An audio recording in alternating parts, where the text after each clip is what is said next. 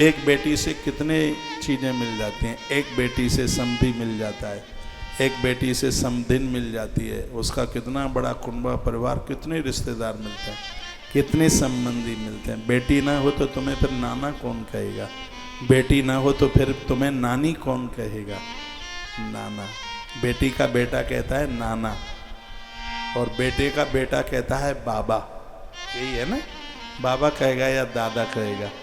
तो एक छोटे से बच्चे ने कहा, दादाजी अब तो तुमने बहुत घर की मालकी कर ली, अब तो हमारे पापा का नंबर आ जाने दो ना, अब तुम वन में जाओ, अब बाबा बन जाओ, तुम वन में जाओ बाबा बनो, वन में जाके अब बाबा बन जाओ।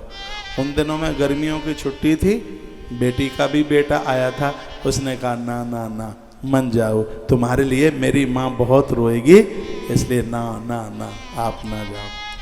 हो सकता है बेटे का बेटा तुम्हें घर से बाहर भी कर दे, लेकिन बिटिया का बेटा एक ऐसा है सर्व प्रकार से तुम्हें संभाले। नाना, बेटी ना हो तो तुम नाना कैसे बनोगे, बेटी ना हो तो तुम फिर नानी कैसे बनोगे। तो बेटी का तो बड़ा साम्राज्य है, बड़ी समृद्धि है। बेटी के ऊपर तो मैं 7 दिन बोल सकता हूँ, 7 दिन भी कम पड़ जाएंगे, पुरानी हो जाएगा बेटी पुराण। बेटी, मैं बेटी तेरे आंगन की, मैं बेटी, मैं बिटिया तेरे आंगन की। वो तो कपला गैया की तरह, कुकर पक्षी की तरह, सब कुछ उसका है और बेचारी के पास कुछ भी नहीं है। देखो कैसी बेडम्बना है उसको, सब कुछ उसका है? वो बोलती है मेरे पापा के पास इतनी बीघा जमीन, इतने मकान है, न मकान में उसका कुछ रहा है, न दुकान में उसका कुछ रहा है। और मैं तो कहूँगा कि बेटियों का कन्यादान ही कीजिए, पराया मत कीजिए अपने आप से, इन्हें दूसरा मत मानिए, ये आपके हृदय का कलेजा है। आपको पता नहीं है ससुराल में रह करके भी आपके लिए रोती रहती। वृद्धावस्था में एक माता पिता का ध्यान बेटियों के ऊपर ज़्यादा हो जाता है, क्यों? बेटा छोड़ देता है। एक ऐसी बेटी है जो कभी तुम्हें छोड़ नहीं सकती। इनके जन्म पर तो प्रसन्नता होनी चाहिए।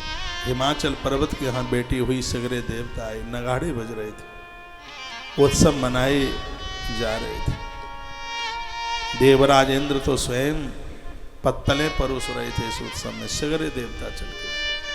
नारद जी पानी परोस रहे हैं, इतना उत्साह हो रहा है। बेटी ने जन्म लिया, स्वयं जगन माता पार्वती बन करके आई है।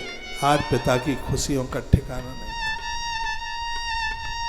100 बेटे थे हिमाचल में, 100 बेटों के बीच में बहन थी पार्वती। लेकिन धन्य है वह पिता जिसको अपने 100 बेटों से भी इकलौती बेटी ज्यादा प्रिय है। ये तो कहते हैं कि एक दूसरी बेटी आकाश गंगा इन्हीं की बहन थी, हो सकता है। पिता को बेटी बहुत प्रिय। नारद जी आए और नारद जी ने आते ही कुछ सोचा भी नहीं, कुछ देखा भी नहीं, नारद जी ने आते ही बुलाया बेटी पार्वती, जो पर्वत की बेटी है, पार्वती कह के उच्चारण कर दिया। नारद के मुख से पहला शब्द निकला पार्वती। पिता गदगद हो गए, चरणों में, नारद जी के चरणों में गिर कहा, गुरुदेव हमारी बेटी के कुछ दोष गुण तो देख लीजिए, हमारी बेटी का सुख कैसा रहेगा, आगे का भविष्य कैसा रहेगा, उसके बारे में नारद जी को पूछा। देवर्षि नारद जी बड़े मुदित हो रहे हैं, बहुत भारी नारद जी खुश हुए।